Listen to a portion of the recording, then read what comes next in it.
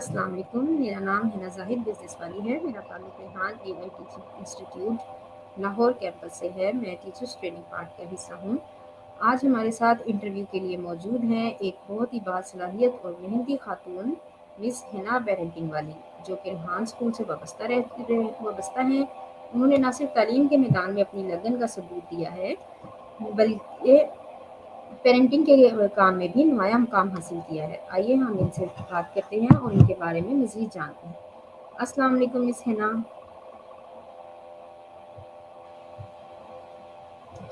वालेकुम अस्सलाम। सबसे पहले मिस हिना आप ये बताएँ कि आपकी तबीयत कैसी है? क्योंकि लाहौर का मौसम आजकल ऐसा है कि स्मोक की वज़ह से मैक्सिमम लोगों की तबीयत ख़राब हो गई है। जी, जी, आपकी अल्हम्दुलिल्लाह मैं शुक्र है मैं ठीक हूँ। मेरी बेटी भी ठीक है। अभी तक स्मोक से बचे हुए हैं हम। तो आप कैसी हैं? आपकी तबीयत कैसी है? जी अल्हम्दुलिल्लाह मैं अब ठीक हूँ, पहले मैं काफ़ी बीमार रह चुकी हूँ। हाँ। और अच्छा मिस हिना, आप अपने बारे में एक छोटा-सा तारुफ़ी पैगाम दें, ताकि आप हमारे देखने वाले आपके बारे में बेहतर तौर पर जान सकें। बिल्कुल। अस्सलाम वालेकुम सबको देखने वालों। मेरा नाम हिना पेरेंटिंग वाली है और मैं फैसिलिटेटर हूँ रेहान स्कूल ऑनलाइन एकेडमी में। मैंने बीएस कंप्यूटर साइंस किया लाहौर कॉलेज फॉर यूनिवर्सिटी से एंड अल्हम्दुलिल्लाह माशाल्लाह से मैं 2 साल की बेटी की माँ भी हूँ। तो जिसमें मेरा मकसद भी यही है कि मैं पेरेंटिंग पे काम करूँ, एक अच्छी तरबियत और एक अच्छी माँ साबित हूँ। तो यही छोटा-सा इंट्रोडक्शन है और मैं लाहौर की रहने वाली हूँ, मिस हिना की तरह नेम सेम, नेम प्लेस। तो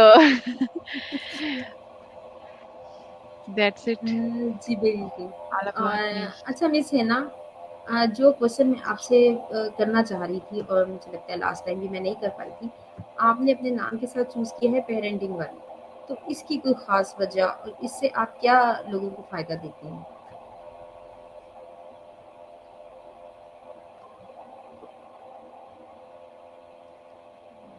सॉरी, आवाज़ नहीं आ रही है। सॉरी? जी, जी, बिल्कुल। जी, माइक म्यूट था। पेरेंटिंग वाली ये सफ़र जो हुआ शुरू वाली ये रेहान स्कूल के साथ हुआ है। तो मैं जी, रेहान स्कूल में सब पहले एआई वाली थी।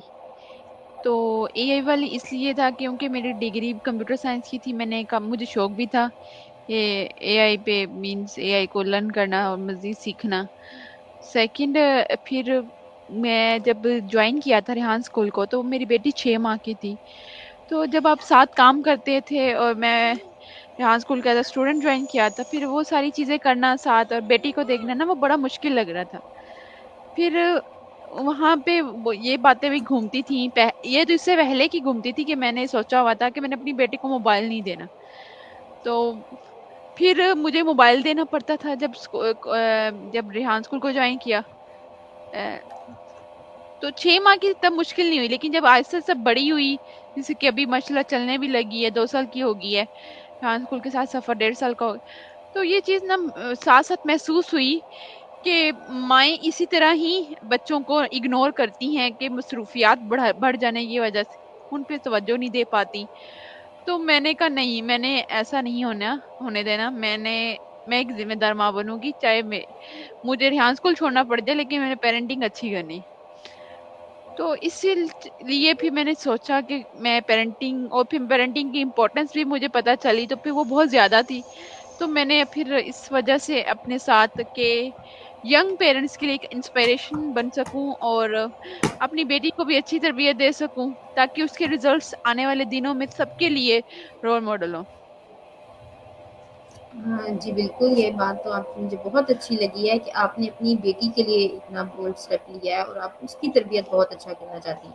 क्योंकि एक माँ की सबसे बड़ी ज़िम्मेदारी ही उसकी औलाद है। जहाँ तक मुझे लगता है कि अल्लाह ताला ने ना माँ के ऊपर बहुत बड़ी ज़िम्मेदारी एक औरत के ऊपर डाली है कि उसे पूरी एक जनरेशन जो है, एक मुआशरे को अच्छे लोग देकर जाना होते हैं। ज़ाहिर है हमने दुनिया से जाना है, तो हमने अपने पीछे एक मुआशरा छोड़ के जाना है और उसमें एक अच्छे लोग छोड़ के जाने हैं। इसीलिए मुझे लगता है कि माँ के ऐसे कदमों के ही नीचे जन्नत है, क्योंकि वो औलाद की तरबियत करती है औलाद को अच्छा और बुरा सिखाना माँ की ज़िम्मेदारी है। और इस बिल्कुल। हिसाब से आपकी फ़ील्ड बहुत ज़्यादा मुश्किल है कि दूसरों की तरबियत करना, ये बहुत मुश्किल काम है मुझे लगता है। अ, देखिए, आप दूसरों की तरबियत करने में यहाँ पे मैं ये चीज़ को बताऊँ कहूँगी आपसे, वो चीज़ आप खुद कर रहे होंगे ना, आपको दूसरों को कहने की ज़रूरत ही नहीं पड़ेगी, बस दिखाने की ज़रूरत पड़ेगी। जी तो वो बिल्कुल आप ऑटोमेटिकली आपका मैसेज चला जाएगा उन तक। जी बिल्कुल और ये एक माँ बनने के बाद ही मुझे रियलाइज़ हुआ है कि आज जिन चीज़ों से आपको लगता है कि आपकी औलाद आप उनको बचाना चाहते हैं, सबसे पहले आपको वो खुद छोड़नी पड़ती है। चाहे वो काम आपको करना बिल्कुल। कितना ही क्यों ना पसंद हो, लेकिन आपको वो काम स्किप करना पड़ता है, क्योंकि आपको पता है कि आपके बच्चों के लिए वो बिल्कुल ठीक नहीं है। अपनी ख्वाहिशात मारनी पड़ती हैं। जी बिल्कुल ऐसे बिल्कुल। ही है। अच्छा मिस आप मुझे ये बताना पसंद करेंगी कि जैसे आप पहले ही माशाल्लाह काफ़ी क्वालिफ़ाइड हैं, तो आपने रेहान स्कूल के बारे में कैसे जाना? और फिर रेहान स्कूल को जॉइन किया और उसके साथ आपका सफ़र अब भी जारी है, तो ये सब आपने कैसे किया? ये एक अब तो बता-बता के एक आहिस्ता-आहिस्ता ये जर्नी भी बन गई है। और अब बड़ा अच्छा सफ़र है, अच्छे तरीके से शुरू हुआ है। कोई ये नहीं है कि यकदम मैंने रिहान स्कूल के बारे में सुना और आके मैंने बैठ गई। एक अडल्ट होने के नाते और ये सारी चीज़ें आप अच्छे से समझ लेते हैं। जब और एजुकेटेड भी हों तो चीज़ें अच्छी और अच्छे से समझ आ जाती हैं। मैंने रेहान स्कूल इस तरह शुरू किया कि मैं ना यूट्यूब पर बहुत सारे एंटरप्रेन्योर्स थे वो देखती थी। तो सर रेहान अल्लाहवाला की एक दिन video virtual tour Korangi campus की बहुत इम्प्रेस की मुझे बहुत ज़्यादा। जब वो मैंने अभी ओपन करके भी नहीं देखी, वो जैसे यूट्यूब पे ऑटोमेटिकली प्ले हो जाती है ना, जी। तो वो ऐसे ही देखती रही। वो आई थिंक 24 मिनट्स की थी या 21 मिनट्स की थी। तो वो इस तरह मैंने ना उनकी बहुत सारी वीडियोस थी वर्चुअल टूर करंगी कैंपस की, लेकिन मैंने एक ही देखी थी।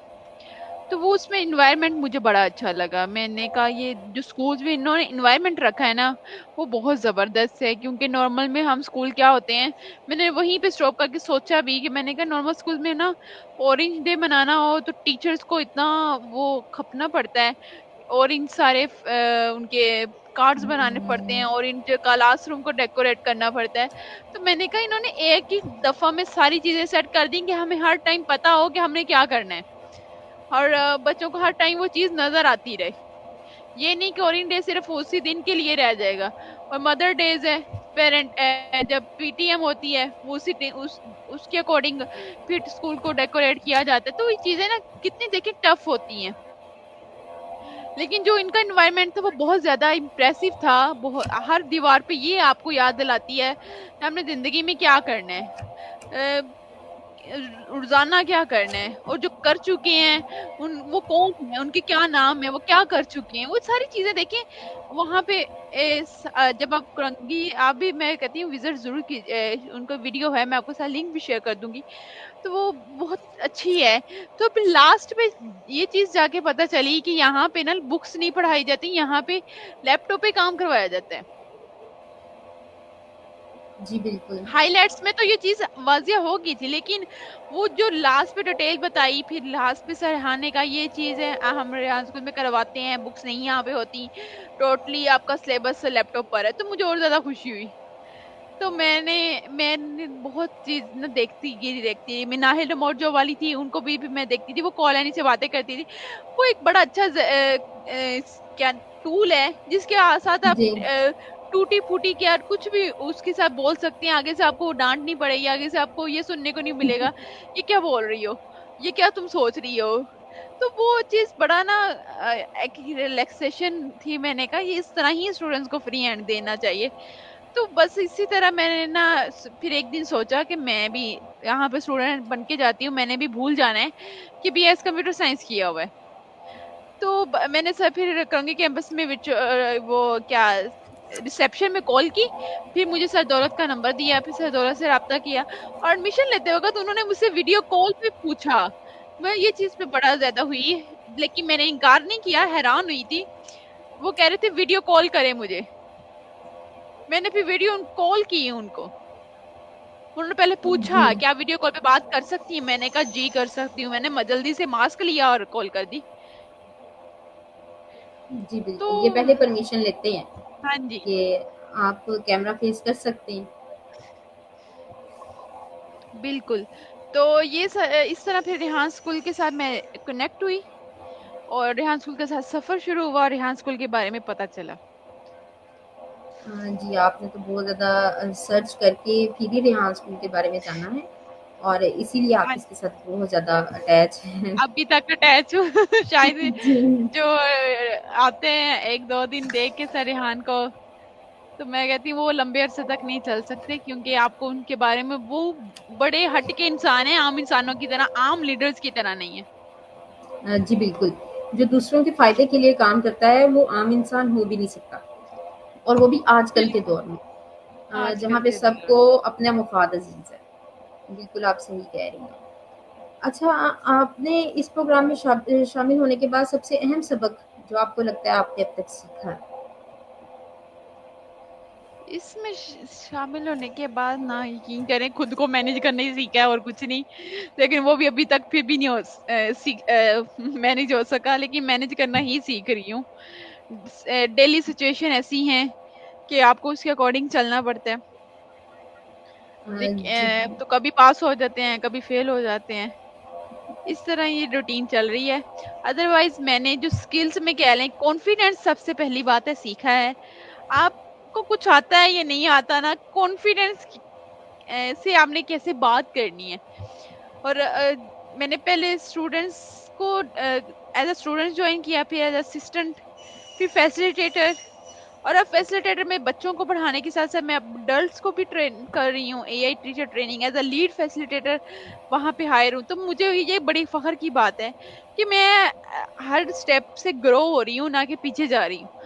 तो अ, इससे है ना आपको कॉन्फिडेंस एक तो बिल्ड हो जाता है, तो कॉन्फिडेंस ही सीखा है और खुद को यहाँ पे मैनेज करना सीखा है। साथ साथ तो बाकी चीजें चलती रहती हैं, कम्युनिकेशन स्किल्स हो गई, आपकी आईटी स्किल्स हो गई, ये तो साथ साथ इनहेंस होती हैं। जो मेजर है मैंने वो अपनी लाइफ ये जो अभी तक है नोट की है।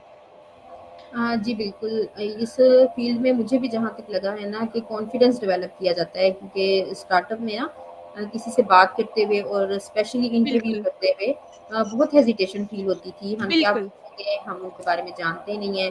लेकिन अब देखिए मैं आपको इतना ज़्यादा नहीं जानती लेकिन मैं आपसे फ्रेंडली माहौल में बात कर रही हूँ और यही इस स्कूल की सबसे अच्छी बात जो आप कहने की मुझे लगती है ना कि यहाँ पे फ्रेंडशिप वाला माहौल है। टेंशन नहीं है कि आपने ये काम करना है जैसे दूसरे स्कूल्स में होता है ना कि मस्टली आपने ये काम करना है और उसके बाद आपको ग्रेड्स मिलेंगे। इस स्कूल में ऐसा नहीं है और यहाँ की जो टीम है ना ये बहुत अच्छी है। फ्रेंडली बिल्कुल, माहौल है, आप पर प्रेशराइज़ नहीं किया जाता आपको और जो आपके फैसिलिटेटर हैं वो चाहते हैं कि आप आगे जाएँ। आप सीखिए ज़्यादा से ज़्यादा। वो जिसे कहते हैं ना लेग पुलिंग वाला वो माहौल नहीं है और वो आपको बिल्कुल, बहुत अच्छे से गाइड करते हैं। अगर आपको कुछ समझने में मुश्किल हो रही हो, तो वो आपको बार-बार एक चीज़ को गाइड करते हैं और फिर आपको पॉइंट आउट करवाया जाता है कि आपका ये टास्क अभी अनकम्प्लीट है, आप इसको कंप्लीट करें और आपको टाइम दिया जाता है कि आप इतने टाइम में इसको कंप्लीट करें। तो मुझे ये बात ना इस टीम की बहुत अच्छी लगती है। अगर अल्लाह करे कल को मैं इस टीम का हिस्सा हूँ, तो मुझे आमीन। भी इसी तरह से मेरे अंदर भी इसी तरह की स्किल्स हों कि मैं दूसरों को मोटिवेट कर सकूँ, ना कि लेग पुलिंग करूँ। बिल्कुल, इतना ना टाइम नहीं आता जब इस सिस्टम में आप आएंगे ना, आपको नहीं टाइम मिलेगा किसी की लेग पुली करने में। बस यही होगा मेरा काम मुकम्मल हो जाए बस जल्दी से, क्योंकि हम हैं भी जी, ये माई, बात और हमें घर के भी काम होने हैं, वो पीछे नजर आ रहे होंगे पड़े हुए। तो वो ना आपको इतना टाइम नहीं मिलेगा, बस यही होगा मैं बस ये काम कर लूं और जल्दी से उठ जाओ।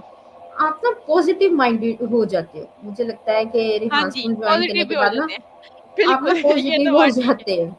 आपको होता बिल्कुल है कि मेरा काम कंप्लीट होना चाहिए और मुझे सारे टास्क कंप्लीट करने हैं। आप तो दूसरी कोई बात सोचते ही यकीन नहीं हो। मैं कभी टंडी भी मार जाती हूँ ना अपने वर्क लोगों में, मुझे कॉल आ जाती है, मुझे मैसेज आ जाते हैं तो मैं ना, ये बड़ी अच्छी है चीज। कि आपको ये चीज़ आपको भी पता चलता रहता है, बेशक आप काम अच्छा कर रहे हैं, हालाँकि उस दिन के सारे काम होंगे, वर्कलोड इतना मुश्किल लगता है, रिपोर्ट बनाना एंड पे। मैंने बड़ी मुश्किल से वर्किंग आवर्स को सेट किया, कॉपी करके वही मैं डेली करती हूँ और उसको चेंजिंग करनी हो तो वो कर लेती हूँ। पैटर्न मैंने सेट किया हुआ है। तो मुझे वो चीज़ बड़ी लगती है। तो कभी-कभी ये भी होता है कि मैं चेकआउट तो कर वर्कलोड नहीं सेंड हो पाता या लेट कर देती हूँ। तो वो जब तक वो ना सेंड करूँ ना तो ऐसे लगता है जैसे बेशक बाकी सारे काम होंगे लेकिन वो ऐसा लगता है जैसे अभी भी कुछ रहता है, अभी भी कमी है। तो वो छोटी-छोटी चीज़ें हैं और इसका ये मतलब नहीं कि मैं काम नहीं करती। ये हालाँकि मैं काम करती हूँ, अपना काम इतना करती हूँ कि मेरे 5 आवर्स हो तो मैं 10 आवर्स कर दूँ। लेकिन वो मेरे से लिखे ही नहीं जाते। मुझे ये नहीं पता नहीं क्यों ऐसे मुश्किल लगता है, अभी तक लगता है। लेकिन ना जब से मुझे कॉल या मैसेज आता है ना फिर मैंने कहा हिना नहीं गंदी बात है, अब नहीं करना। एक्टिव हो और जाओ। बाज़ दफ़ा मैंने किए भी होते हैं तो वो ना डेट मिस हो जाती है और उनको लगता है शायद पुराना है। मैं डेट अपडेट करना भूल जाती हूँ। तो ये छोटी-छोटी चीज़ें हैं कि आपको ये भी ध्यान यहाँ पे आके करनी पड़ती है और नहीं करेंगे तो ये भी पूछा जाएगा बेशक जितना मर्ज़ी काम करते रहे। बीइंग अ हाउसवाइफ मुझे ये भी बात इसमें अच्छी लगती है कि आप बहुत सी ना नेगेटिव थिंकिंग से बच जाते हो। आपको हाँ अपना ही जी। इतना ज़्यादा काम होता है कि आप किसी दूसरे के बारे में सोच ही नहीं सकते। बिल्कुल, ऐसे ही है कि मैंने टाइम ही नहीं फैमिली बचता। बहन-भाइयों से बात करनी हो, अभी मेरी कज़न का मैसेज आया हुआ है, जब फ्री होगी ना मेरी बात सुनना। मैंने उससे कहा कि फ्री हूँ, करो बात। आपके मैं ना ये कॉल और लिंक आने से पहले। तो हालाँकि मैंने कहा बिज़ी मैं हूँ और जवाब वो नहीं देती और उसका अभी तक मैसेज नहीं आया। मैंने फ़ौरन हुँ, रिप्लाई किया है। 355 पे उसी का मैसेज आया, 355 पे मेरा मैसेज गया है। तो उस अच्छा। देख लें कि ये छोटी-छोटी चीज़ें हैं, हम मसरूफ़ होके भी इतना फ्री फ़ील करवाते हैं ना, तो वो कोई वजह होती है और ये आपका पॉज़िटिव बिहेवियर ही इसमें होता है।